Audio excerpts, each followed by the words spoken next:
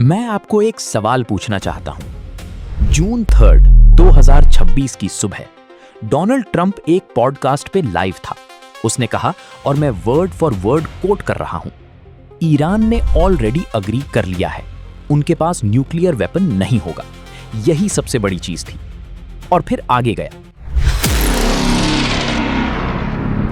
बोला ईरान के पास कोई नेवी नहीं, कोई एयरफोर्स नहीं, बहुत कम सोल्जर्स हैं, कोई लीडरशिप नहीं, इकोनॉमी तबाह हो रही है, 250% इन्फ्लेशन है। अब अगर आपने ये सुना और सोचा अमेरिका जीत रहा है, मैं बिल्कुल समझता हूं क्यों आप ऐसा सोचेंगे, लेकिन यहां प्रॉब्लम है। मैं चाहता हूं आप देखो उसी एग्जैक्ट दिन, जून 3, 2026 एक्चुअली क्या हुआ था। उसी सुबह जब ट्रंप कह रहा था ईरान के पास कोई लीडरशिप नहीं, इस्लामिक रेवोल्यूशनरी गार्ड कॉर्प्स ने अप्रॉक्सिमेटली 30 बैलिस्टिक मिसाइल्स और ड्रोन्स कुवैत पे लॉन्च किए। उन्होंने कुवैत इंटरनेशनल एयरपोर्ट का टर्मिनल 1 स्ट्राइक किया, एक सिविलियन मारा, 63 लोग जख्मी हुए। एयरपोर्ट ने तमाम कमर्शियल फ्लाइट्स बंद कर दिए। और फिर उसी दिन ईरान की फॉरेन मिनिस्ट्री ने ऑफिशियली यूएस के साथ तमाम नेगोशिएशंस सस्पेंड कर दिए। पॉज नहीं, डिले नहीं, सस्पेंड कंप्लीटली। और फिर सुप्रीम लीडर के मिलिट्री एडवाइजर मोहसिन राजी ने पब्लिकली लिखा, हिस्ट्री वापस नहीं पलटेगी, अग्रेसर को फौरन सजा मिलेगी। अमेरिका की तरफ से कोई भी अग्रेशन मिसाइल्स और ड्रोन्स की बारिश से जवाब मिलेगा। तो एक तरफ ट्रंप कह रहा है ईरान टूट चुका है, खत्म हो गया, नेवी नहीं, एयरफोर्स नहीं, लीडरशिप नहीं, और उसी दिन ईरान 30 बैलिस्टिक मिसाइल्स उड़ा रहा है, एक इंटरनेशनल एयरपोर्ट बंद कर रहा है, तमाम नेगोशिएशंस तोड़ रहा है और मिसाइल बारिश की धमकी दे रहा है। ये दोनों नैरेटिव्स एक साथ सच नहीं हो सकते, और आज मैं आपको अगले 20 मिनट में एग्जैक्टली दिखाने वाला हूं इनमें से कौन सा गलत है। क्योंकि CNN ये नहीं बता रही, फॉक्स न्यूज ये नहीं बता रही, सब लोग गलत सवाल पूछ रहे हैं। वो पूछ रहे हैं, क्या अमेरिका ईरान को सरेंडर करवा सकता है? ये गलत सवाल है। सही सवाल ये है, क्या ईरान नॉर्थ कोरिया बन रहा है? और अगर बन रहा है तो दुनिया के लिए इसका क्या मतलब है? चलिए शुरू करते हैं। सबसे पहले मैं आपको एक फ्रेमवर्क समझाना चाहता हूं। इसका नाम है द नॉर्थ कोरिया मॉडल, और यही लेंस है जिसके थ्रू आपको अभी जो कुछ भी हो रहा है वो सब समझना होगा। मुझे एक बहुत सिंपल सवाल पूछना है, अमेरिका नॉर्थ कोरिया पे अटैक क्यों नहीं करता? सोचो जरा, नॉर्थ कोरिया ईरान से काफी ज्यादा गरीब है, जियोग्राफिक साइज में काफी छोटा है, कोई मीनिंगफुल ऑयल नहीं, कोई क्रिटिकल मैरिटाइम चोक पॉइंट नहीं। और अगर आप सिर्फ कन्वेंशनल मिलिट्री पावर देखें, theoretically United states north Korea की मिलिट्री कैपेसिटी 72 घंटे में तबाह कर सकता है। लेकिन अमेरिका ने कभी ऐसा नहीं किया और कभी करेगा भी नहीं। क्यों? क्योंकि नॉर्थ कोरिया ने एग्जैक्टली 4 चीजें की, 4 स्पेसिफिक चीजें जिन्होंने किसी भी मिलिट्री एक्शन की कॉस्ट कंप्लीटली और अटरली अनएक्सेप्टेबल बना दी। नॉर्थ कोरिया ने एक ऐसी सिचुएशन इंजीनियर की जहां उन्हें अटैक करने के पोटेंशियल गेन्स पोटेंशियल कॉन्सिक्वेंसेस के मुकाबले में बहुत छोटे लगते हैं। यही है नॉर्थ कोरिया मॉडल। आपको अमेरिका से ज्यादा पावरफुल नहीं बनना, आपको सिर्फ आपको अटैक करना वर्थ इट नहीं बनाना होता है। आपको इंटरवेंशन की कॉस्ट इतनी ज्यादा उठानी होती है कि एक सुपर पावर भी सिचुएशन देख के कहे आज नहीं, कभी नहीं। और मैं अब आपको दिखाने वाला हूं, ईरान इस वक्त जून 3, 2026 तक इन 4 कंडीशंस में से हर एक पे मेथोडिकली स्टेप बाय स्टेप काम कर रहा है, रिमार्केबली डिसिप्लिन्ड स्ट्रेटजी के साथ। ये एक्सीडेंट नहीं है, ये डेस्परेशन नहीं है, ये एक लॉन्ग टर्म प्लान है। और ये फैक्ट कि कोई भी मेजर न्यूज चैनल इसको इस तरह फ्रेम नहीं कर रहा, ऑनेस्टली ये उन सबसे इंपॉर्टेंट एनालिटिकल फेलियर्स में से एक है जो मैंने सालों में देखी है। चलिए 4 कंडीशंस एक एक करके देखते हैं। Condition number 1, real nuclear deterrence. Nuclear hedging नहीं, रियल डिटेरेंस। मुझे आपको ये दोनों चीजें समझानी है क्योंकि ये क्रूशियल है। इस वॉर से पहले ईरान यूरेनियम को 60% तक एनरिच कर रहा था। 60% टेक्निकली वेपन बनाने के लिए काफी है, लेकिन ईरान ने वेपन नहीं बनाया था। वो थ्रेशहोल्ड पे थे लेकिन क्रॉस नहीं किया था। न्यूक्लियर साइंटिस्ट्स इसको कहते हैं न्यूक्लियर हेजिंग। ऑप्शन खुला रखना लेकिन कमिट नहीं करना। डोर के बाहर खड़े रहना, अंदर नहीं जाना। और यही रीजन था, बिल्कुल यही रीजन था कि यूनाइटेड स्टेट्स और इजराइल ने ईरान पे अटैक किया। उन्होंने समझा अगर ईरान ने वो थ्रेशहोल्ड क्रॉस कर लिया, अगर उन्होंने एक्चुअली एक न्यूक्लियर डिवाइस बिल्ड और टेस्ट कर लिया, गेम ओवर, कोई और मिलिट्री ऑप्शंस नहीं। इसीलिए नतांज, फोर्डो और इस्फहान पे तमाम बॉम्बिंग कैंपेन, ये सब उस प्रोग्राम को डिस्ट्रॉय करने के लिए था, पहले ईरान की कंप्लीट होने से। लेकिन यहाँ पैराडॉक्स है और मैं चाहता हूं आप यहाँ रुको, क्योंकि ये रियली इंपॉर्टेंट है। ईरान पे अटैक करके न्यूक्लियर वेपन होने से पहले यूनाइटेड स्टेट्स और इजराइल ने ईरान को दुनिया का सबसे पावरफुल आर्गुमेंट दे दिया कि उन्हें न्यूक्लियर वेपन्स क्यों चाहिए। सोचो ईरान ने क्या देखा दूसरे कंट्रीज के साथ। लिबिया, गद्दाफी ने 2003 में अपना न्यूक्लियर प्रोग्राम सरेंडर कर दिया। 2011 में वो मारा गया जब वेस्ट ने रिजीम चेंज सपोर्ट किया। इराक, कोई न्यूक्लियर वेपन्स नहीं, अमेरिका ने इन्वेड किया और गवर्नमेंट तबाह कर दी। और अब ईरान, यूएस और इजराइल द्वारा अटैक किया गया, तब भी जब न्यूक्लियर नेगोशिएशंस एक्टिवली चल रही थी। कोई भी रैशनल गवर्नमेंट इन पैटर्न से क्या कंक्लूजन निकालेगी? कंक्लूजन ये है कि सिर्फ एक चीज है जो आपको अमेरिकन मिलिट्री इंटरवेंशन से बचाती है, एक न्यूक्लियर वेपन। और ये सिर्फ मेरी स्पेक्यूलेशन नहीं है।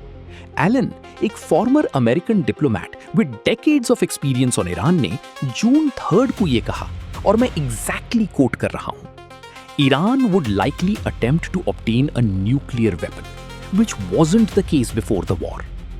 फिर से पढ़ो इसको केयरफुली। वॉर से पहले ईरान वेपनाइजेशन परस्यू नहीं कर रहा था, वॉर के बाद करेगा। जो बॉम्बिंग कैंपेन ईरान को न्यूक्लियर होने से रोकने के लिए डिजाइन की गई थी, उसने ऑलमोस्ट सर्टेनली ईरान को न्यूक्लियर वेपन्स की तरफ एक्सेलरेट कर दिया।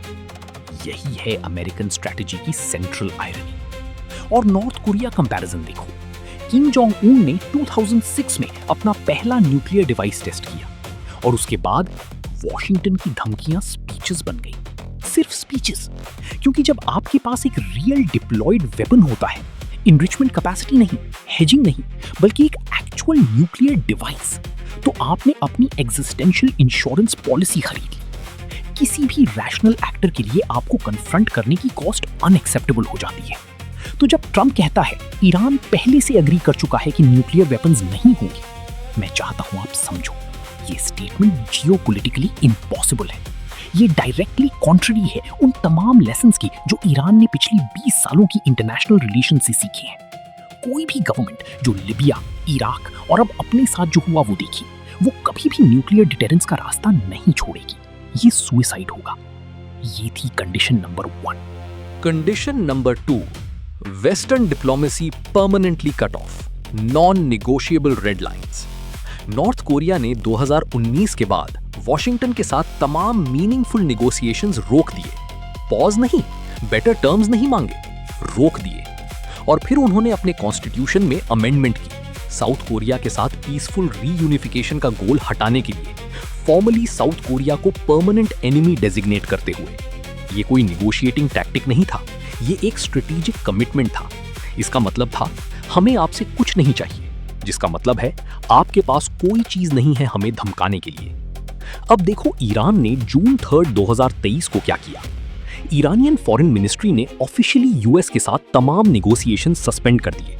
लैंग्वेज बिल्कुल क्लियर थी, इजराइल के गाजा और लेबनान में तमाम मिलिट्री ऑपरेशंस परमानेंटली बंद होने तक कोई डायलॉग नहीं होगी। ये कंडीशन इतनी सिग्निफिकेंट क्यों है? क्योंकि ये एक ऐसी कंडीशन है जो यूनाइटेड स्टेट्स इजराइल के साथ अपना अलायंस तोड़ने के बिना सेटिस्फाई नहीं कर सकता। ईरान ये परफेक्टली जानता है, ये कोई नेगोशिएटिंग पोजीशन नहीं है जो कॉम्प्रोमाइज तक पहुंचने के लिए डिजाइन की गई हो। ये एक रेड लाइन है, स्पेसिफिकली इसीलिए डिजाइन की गई है कि क्रॉस ना हो सके। और यही स्ट्रेटेजिक क्लैरिटी है जो नॉर्थ कोरिया ने 2019 से डेमोन्स्ट्रेट की है। और सुनो, ईरानियन पार्लियामेंट के डेप्यूटी स्पीकर ने उसी दिन ये कैसा फ्रेम किया, हम नेगोशिएट करेंगे अगर ज़रूरत पड़ी, लेकिन हम अमेरिकन्स की किसी भी प्रॉमिस पे ट्रस्ट नहीं करते। उन्होंने हमारी तरफ से सबसे ब्रूटल तरीके से क्राइम्स किए। ये किसी ऐसी साइट की लैंग्वेज नहीं है जो डील ढूंढ रही हो, ये उस साइट की लैंग्वेज है जिसने डिसाइड कर लिया है कि वो अकेले लड़ रही है। और यही पॉस्चर है जो नॉर्थ कोरिया ने सालों से मेंटेन की है। जब आप ये जाहिर कर देते हो कि आपको नेगोशिएशन से कुछ हासिल नहीं होने वाला, तो आप दूसरी साइड का लेवरेज कंप्लीटली रिमूव कर देते हो। ईरान वही नेगोशिएटिंग वैक्यूम इंजीनियर कर रहा है जिसमें नॉर्थ कोरिया ऑपरेट कर रहा है, और ये काम करता है। Condition number 3, Russia, China, Eurasian axis में डीप इंटीग्रेशन। और यहां मैं इसको एक बहुत बड़े पिक्चर से कनेक्ट करना चाहता हूं, क्योंकि ईरान जो कर रहा है ये सिर्फ अपनी सर्वाइवल के बारे में नहीं है, ये एक हिस्टोरिकली सिग्निफिकेंट प्रोजेक्ट में पार्टिसिपेट करना है। पेट्रो डॉलर सिस्टम का स्लो डिसमेंटलिंग, जिस पर पूरी अमेरिकन एम्पायर टिकी है। ये सिस्टम 1973-74 में पैदा हुआ, जब यूनाइटेड स्टेट्स ने सऊदी अरेबिया के साथ एक अग्रीमेंट की। तमाम ग्लोबल ऑयल यूएस डॉलर्स में प्राइस और सेल होगी। ब्रिलियंट मूव था। मतलब था कि कोई भी कंट्री जो ऑयल खरीदना चाहती थी, पहले डॉलर्स अक्वायर करने पड़ते थे।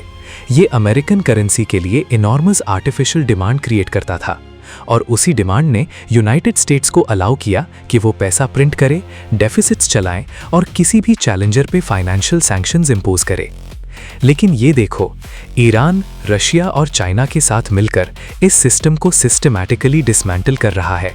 एक बार में नहीं, पीस बाय पीस, दिन ब दिन। स्पेसिफिक नंबर्स देता हूं क्योंकि ये इनॉर्मसली मैटर करता है।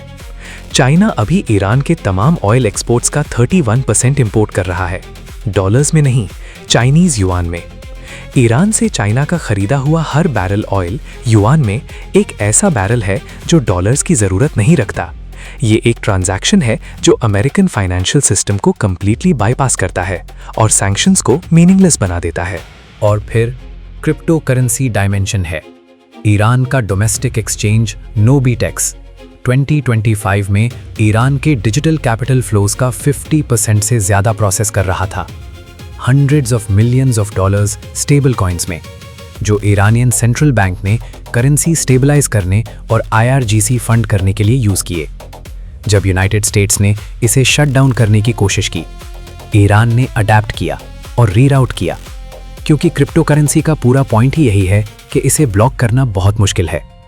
और मैक्रो लेवल पे ब्रिक्स प्लस ब्लॉक, जिसमें अब ईरान भी शामिल है, ग्लोबल ऑयल प्रोडक्शन का 40% से ज्यादा कंट्रोल करता है।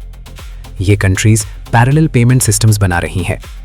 चाइना का CIPS प्लेटफॉर्म स्विफ्ट रिप्लेस करने के लिए डिजाइन किया गया है।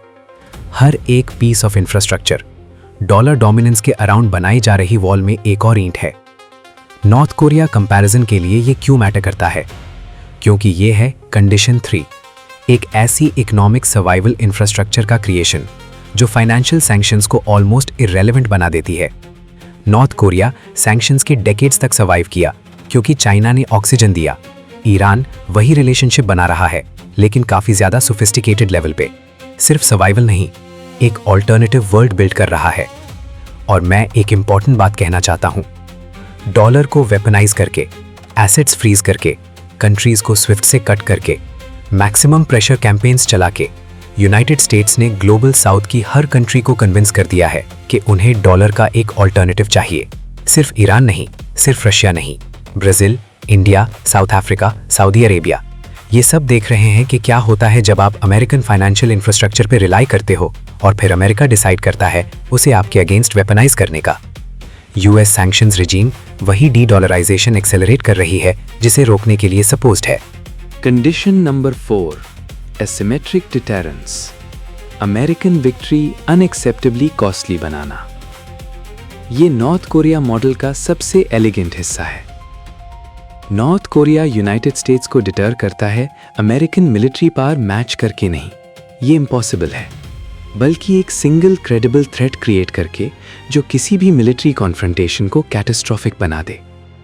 नॉर्थ कोरिया के केस में वो थ्रेट है Seoul, South Korean capital, 25 million लोगों का घर, नॉर्थ कोरियन आर्टिलरी पीसेस की हजारों की रेंज में। अगर वॉर शुरू हो, सोल पहले घंटों में फ्लैट हो जाता है। यूनाइटेड स्टेट्स ये आउटकम एक्सेप्ट नहीं कर सकता। तो भले ही अमेरिका थियोरेटिकली नॉर्थ कोरिया की मिलिट्री डिस्ट्रॉय कर सकता हो, कॉस्ट पॉलिटिकली और ह्यूमनली अनबेरेबल है। यही डिटरेंस है।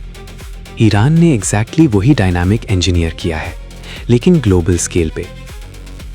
स्ट्रेट ऑफ हॉर्मोज, सिर्फ 33 किलोमीटर चौड़ा अपने नैरोएस्ट पॉइंट पे। उस पैसेज से दुनिया की 20% पूरी ऑयल और liquefied natural gas supply daily गुजरती है। जापान अपनी 75% एनर्जी नीड्स के लिए इस पैसेज पे डिपेंड करता है। India 60%, China 40%। Japanese prime minister ने एक्सप्लिसिटली कहा, अगर स्ट्रेट बंद हो जापान की इकोनॉमी 8 से 9 महीने में कोलैप्स हो जाएगी। ईरान ने स्ट्रेट बंद कर दिया है और यूनाइटेड स्टेट्स उसे रीओपन नहीं कर सकता। अब मिलिट्री नंबर्स देखो। ईरान शाहिद ड्रोन्स यूज कर रहा है, हर एक की कॉस्ट ज्यादा से ज्यादा $50,000। इन सस्ते ड्रोन से ईरान ने सक्सेसफुली थैट सिस्टम्स और ANTPY-2 रेडार्स पे अटैक किए हैं, जो सिस्टम्स बिलियंस ऑफ डॉलर्स में बिल्ड और डिप्लॉय किए गए। और हर 50,000 ड्रोन को इंटरसेप्ट करने के लिए United states patriot missiles fire कर रहा है, जो $1 मिलियन ईच की कॉस्ट है। कभी कभी 2 या 3 मिसाइल्स पर ड्रोन, क्योंकि ये सिस्टम्स मिस करते हैं। तो आप $2 to $3 मिलियन स्पेंड कर रहे हो एक $50,000 थ्रेट डिस्ट्रॉय करने के लिए। और जून 3, 2026 तक यूनाइटेड स्टेट्स ने अपना domestic patriot missile interceptor stockpile का अप्रॉक्सीमेटली 50% कंज्यूम कर लिया है। ये नंबर अपने पास रखिए, 50%। उस वॉर के लिए जो ट्रंप कह रहा है ईरान बुरी तरह हार रहा है, क्योंकि उनके पास कोई नेवी नहीं और कोई एयरफोर्स नहीं। क्या हो रहा है आपको दिख रहा है? ईरान ने एग्जैक्टली वो फिगर आउट कर लिया है जो नॉर्थ कोरिया ने फिगर आउट किया था। महंगी तरीके से मत लड़ो, सस्ते तरीके से लड़ो, वहां जो सबसे ज्यादा हर्ट करे। Iran American aircraft carriers match नहीं कर सकता, लेकिन ईरान दुनिया के सबसे इंपॉर्टेंट मैरीटाइम चोक पॉइंट से किसी भी शिप का गुजरना एक्स्ट्रा ऑर्डिनरीली एक्सपेंसिव बना सकता है। IRGC ने जून 3 को ये एक्सप्लिसिटली स्टेट किया, स्ट्रेट ऑफ हॉर्मुज से सिर्फ वही सेफ पैसेज है जो हम डेजिग्नेट करें। जो भी वेसल कंप्लाई ना करे उसे टारगेट किया जाएगा। ये कोई थ्रेट नहीं है, ये एक नई रियलिटी है। और ये रियलिटी ईरान का वो इक्विवेलेंट है North Korean artillery pointed at Seoul का। अब मैं बहुत बड़ा पिक्चर देखना चाहता हूँ, क्योंकि ईरान के साथ जो हो रहा है ये सिर्फ एक वॉर नहीं है, ये एक बहुत बड़े हिस्टोरिकल प्रोसेस का सिम्टम है। और इसको समझने के लिए मुझे रोमन एम्पायर की बात करनी होगी। मैं जानता हूं आप सोच रहे हैं, प्रोफेसर कुवैत पे मिसाइल्स गिर रहे हैं और हम रोम की बात कर रहे हैं। साथ रहना, क्योंकि एम्पायर्स के राइज और फॉल के पैटर्न्स चेंज नहीं होते, कभी नहीं। हिस्टोरियन टॉमस मैडन एक फैसिनेटिंग ऑब्जर्वेशन करते हैं रोम के डिक्लाइन के बारे में। रोमन एम्पायर एक्सटर्नल एनिमीज से तबाह नहीं हुआ, वो खुद से तबाह हुआ, ओवर एक्सटेंशन से, लंबे और लंबे फ्रंटियर्स मेंटेन करने की इनॉर्मस कॉस्ट से, और क्रिटिकली एक कॉमन एक्सटर्नल थ्रेट के डिसअपियर होने से। ये हुआ क्या? जब रोम ने कार्थेज और ग्रीस को 146 BCE में डिस्ट्रॉय किया, अपने दोनों ग्रेट राइवल पावर्स को एलिमिनेट करते हुए, कुछ स्ट्रेंज हुआ। सिर्फ 13 साल बाद रोमन्स एक दूसरे को मार रहे थे हिल्स पे। चीज़ जो रोमन सोसाइटी को एक साथ पकड़े थी, वो शेयर्ड एक्सटर्नल थ्रेट चली गई, और उसके बिना इंटरनल कॉन्ट्रडिक्शंस, क्लास टेंशंस और एलीट कंपटीशन सब कुछ सरफेस पे आ गया। ये सुनी सुनाई लगती है। 1991 में सोवियत यूनियन कोलैप्स हुआ। अमेरिका ने अपना सबसे सिग्निफिकेंट एक्सटर्नल थ्रेट खोया, और उस मोमेंट से अमेरिका अंदर की तरफ मुड़ना शुरू हो गया, खुद से लड़ रहा है। Red states versus blue states, left versus right, January 6 Capitol riot. हर डेकेड के साथ पोलराइजेशन एक्सेलरेट होती गई। और जो एनालिस्ट्स हिस्टोरिकल पैटर्न स्टडी करते हैं, वो पॉइंट आउट करते हैं कि अमेरिका अब जो वो लेट रिपब्लिक फेस कहते हैं वहां में है, जहां आउटवर्ड फॉर्म अभी भी डेमोक्रेटिक है, लेकिन एक्चुअल फंक्शन इंक्रीजिंगली इंपीरियल हो गया है। और ये वो नंबर है जिस पर मैं हमेशा वापस आता हूं जब मैं ये सोचता हूं। मेजर ग्लोबल एम्पायर्स की average life span recorded history में अप्रॉक्सीमेटली 250 साल है। अमेरिकन रिपब्लिक 1776 में फाउंड हुआ। 2026 अमेरिकन एक्सपेरिमेंट का 250th साल है। मैं ये प्रोफेसी के तौर पर नहीं कह रहा, मैं ये हिस्टोरिकल ऑब्जर्वेशन के तौर पर कह रहा हूँ। ये पैटर्न्स एग्जिस्ट करते हैं, हमेशा एग्जिस्ट करते रहे हैं, और इन्हें सीरियसली लेना वर्थ है। और जून 3, 2026 को हम इन पैटर्न्स के कॉन्क्रीट सिम्टम्स देखते हैं। यूरोपियन एलाइज जो अमेरिकन कोएलिशन ज्वाइन करने से मना कर रहे हैं, कुवैत तक शिप्स एस्कॉर्ट करने के लिए। GCC countries Kuwait, Bahrain, UAE जो ईरान के साथ अपने सेपरेट अरेंजमेंट्स ढूंढ रहे हैं खुद को प्रोटेक्ट करने के लिए, यूनाइटेड स्टेट्स जो एक हेजेमोनिक पावर का कोर फंक्शन फुलफिल करने में अनेबल है, ग्लोबल मैरिटाइम ट्रेड की फ्रीडम गारंटी करना और विजिबली फेल कर रहा है। ये पैक्स अमेरिकाना फंक्शनिंग नहीं है, ये पैक्स अमेरिकाना हिस्ट्री बनता जा रहा है। अब मैं एक ऐसी चीज़ एड्रेस करना चाहता हूँ जो मेन स्ट्रीम मीडिया में कोई भी डिस्कस नहीं कर रहा, और मैं सोचता हूँ ये एक्चुअली इस पूरे कॉन्फ्लिक्ट को समझने की सबसे इम्पॉर्टेंट चीज़ है। भले ही दोनों साइड्स रोकना चाहें, वो रोक नहीं सकती, और रीज़न है साइकोलॉजी। पहले अमेरिकन साइड समझते हैं। अमेरिकन फॉरेन पॉलिसी में एक स्कूल ऑफ थॉट है जिसे जैक्सोनियन डॉक्ट्रिन कहते हैं। ट्रंप एडमिनिस्ट्रेशन पे इसका इनॉर्मस इन्फ्लुएंस है, और इसका कोर प्रिंसिपल ये है, कोई भी अकोमोडेशन का साइन, कोई भी कंसेशन वीकनेस की डिस्प्ले है, और वीकनेस अग्रेशन इनवाइट करती है। एक कदम पीछे हटो, एडवर्सरी 2 कदम आगे आएगा, इसीलिए कभी कंसीड मत करो। ट्रंप ने रिकॉर्ड पे कहा है, ईरान के पास नेवी नहीं, एयरफोर्स नहीं, लीडरशिप नहीं। उसने पब्लिकली एक ऐसी नैरेटिव पे कमिट कर लिया है जिसमें अमेरिका डिसाइसिवली जीत रहा है। उस फ्रेमिंग को देखते हुए अगर वो अब बैठ के एक ऐसी डील एक्सेप्ट करे जिसमें ईरान के पास एक्टिव न्यूक्लियर प्रोग्राम है, स्ट्रेट ऑफ हॉर्मूज कंट्रोल है, फंक्शनिंग IRGC है, तो वो डील जैक्सोनियन पर्सपेक्टिव से कैटास्ट्रोफिक ह्यूमिलिएशन है, वीकनेस सिग्नल करता है, और वीकनेस और अग्रेशन इनवाइट करती है। तो ट्रंप ऐसी डील एक्सेप्ट नहीं कर सकता, ईरान की वजह से नहीं, बल्कि अपने पब्लिकली स्टेटेड फ्रेमवर्क की वजह से। साइकोलॉजी उसे लॉक कर देती है। अब ईरानियन साइड देखो, ये शिया इस्लाम है, और शिया इस्लाम के कोर में एक थियोलॉजी ऑफ मार्टिडम है। जब सुलेमानी अमेरिकन स्ट्राइक्स में मारा गया, ये ईरानियंस ने मिलिट्री डिफीट के तौर पर एक्सपीरियंस नहीं किया। शिया फ्रेमवर्क में फेथ की डिफेंस में एक रिलीजियस लीडर की मौत मार्टिडम की सबसे ज्यादा फॉर्म है।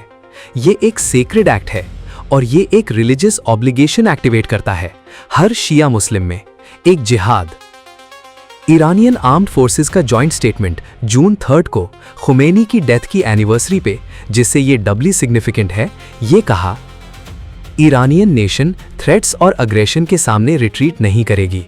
आर्म्ड फोर्सेस इस्लामिक रेवोल्यूशन के आइडियल्स की रक्षा मर के करेंगी। मर के, ये रेटरिक नहीं है, ये थियोलॉजिकल कमिटमेंट है।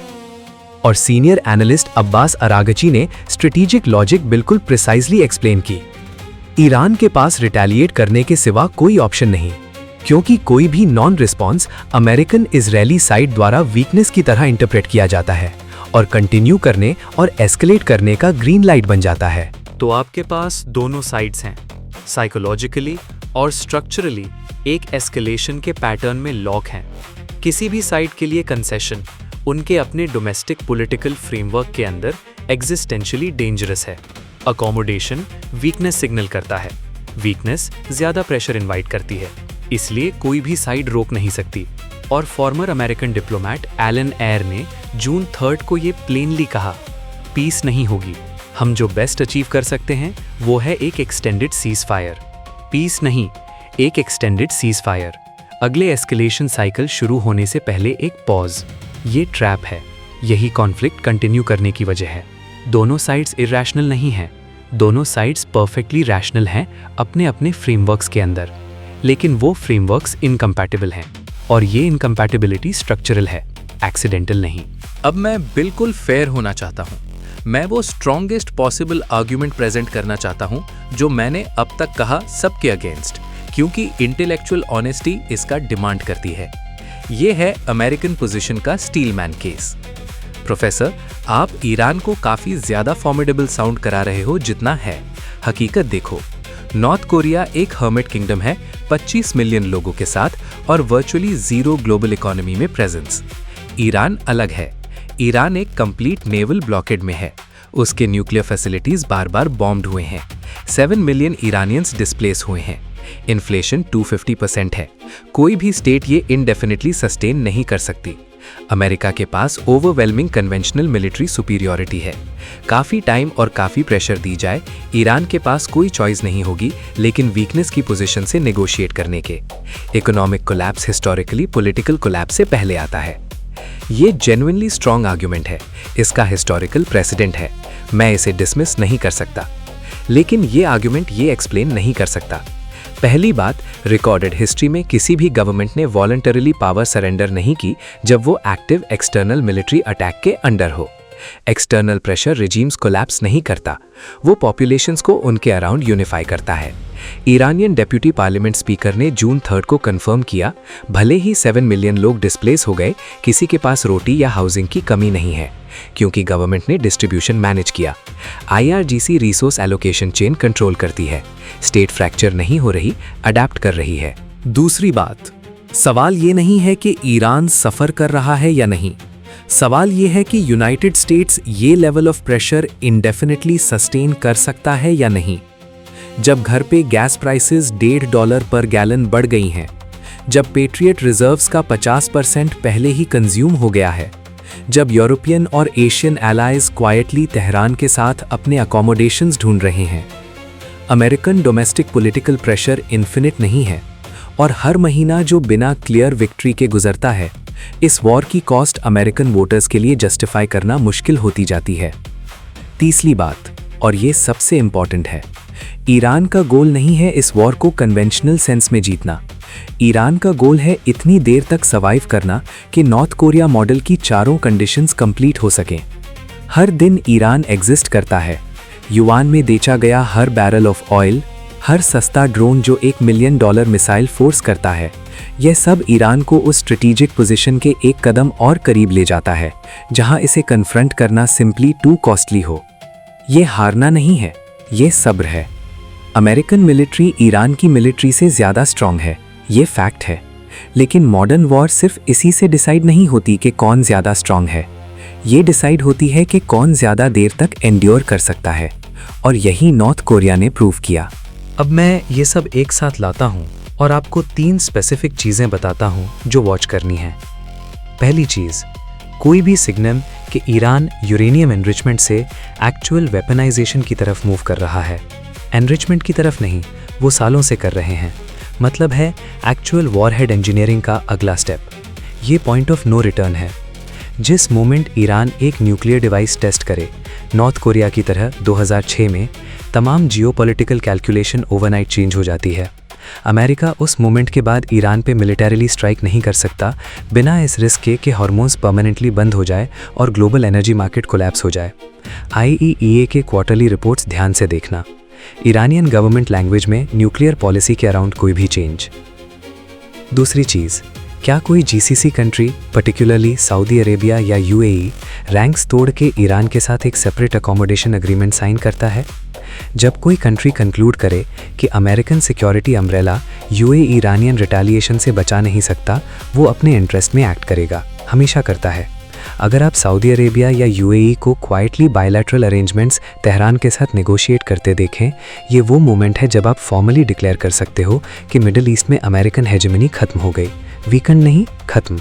तीसरी चीज, क्या चाइना फॉर्मली एक गल्फ सिक्योरिटी आर्किटेक्चर प्रपोज करता है जो यूनाइटेड स्टेट्स को एक्सक्लूड करे?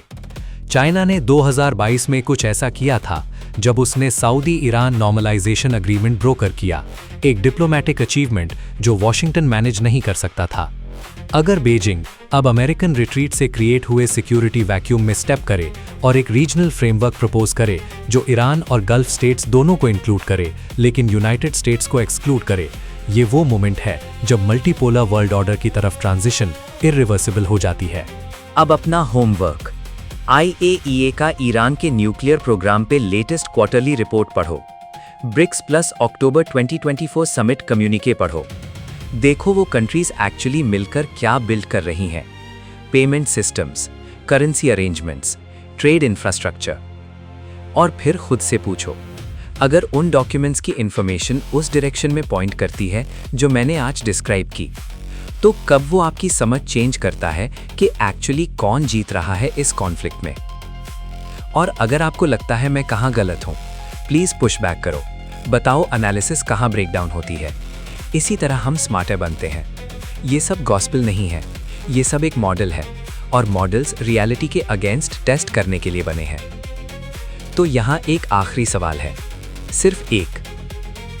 जून 3, 2026 को डोनाल्ड ट्रंप ने पब्लिकली रिकॉर्ड पे कहा, ईरान के पास कोई नेवी नहीं, कोई एयरफोर्स नहीं, कोई लीडरशिप नहीं और एक क्रैशिंग इकोनॉमी। उसने कहा, हम ईरान में मिलिटरीली बहुत बड़ा सक्सेस हासिल कर रहे हैं। टेक्निकली रॉ मिलिटरी कंपैरिजन के पॉइंट्स पे ट्रंप गलत नहीं है।